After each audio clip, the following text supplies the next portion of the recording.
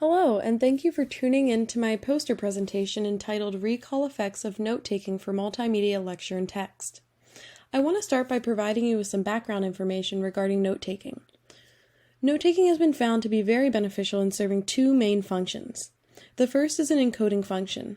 That is, the process of taking notes seems to lead to deeper processing and subsequently better recall for the information that was noted. The second function is external storage. That is, the product or the notes that are created allow the learner to go back and review that information later. These are both thought to be beneficial functions of note-taking. However, the research surrounding the encoding and external storage benefits have found varying results. Mainly, the external storage benefit has been much more robustly supported, while the encoding benefit has had more mixed findings, with some studies finding support for the encoding benefit, while others do not.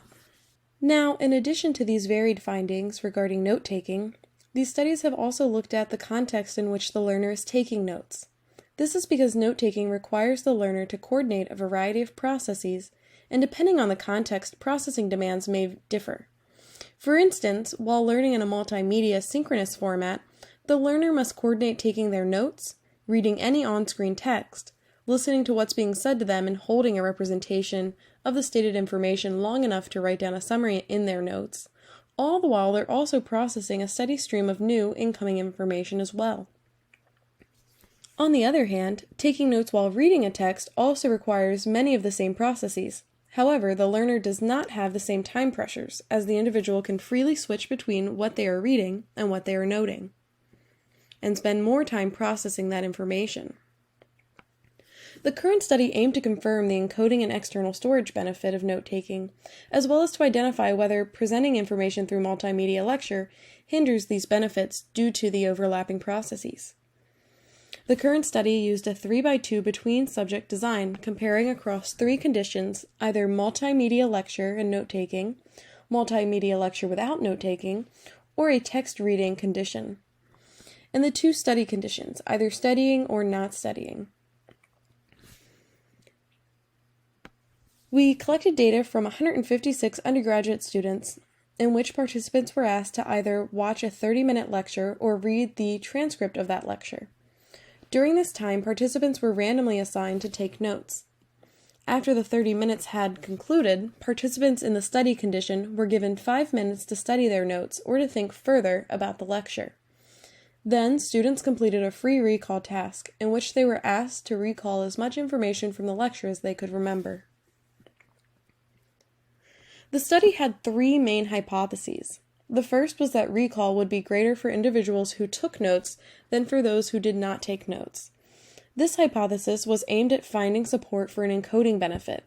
However, a main effect analysis for the condition was not significant, failing to support this encoding benefit. The second hypothesis was that recall would be greater for individuals who took notes while reading the lecture compared to students who watched the lecture. This hypothesis was aimed at identifying the possibility of overlapping processes hindering note-taking benefits in the context of multimedia lectures.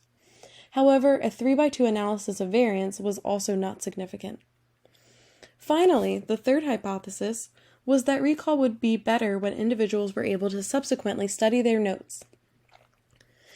This was aimed at supporting the external storage benefit. This was supported by a significant main effect for study condition, with individuals in the study condition recalling more information compared to individuals in the no study condition. These findings replicate the findings of Jennings and Taraban, in which they found that there was no encoding benefit for note-taking using paper and pencil on an immediate recall task, but that there was an external storage benefit when given the opportunity to study. These findings would suggest that note-taking can be beneficial in both multimedia and reading contexts. Specifically, note-taking seems to be most beneficial when used as external storage and later studied. Thus, educators should encourage their students to take notes and study those notes. Further research should be aimed at trying to isolate the encoding benefit to determine if there are processing differences during note-taking between multimedia and text-based learning contexts.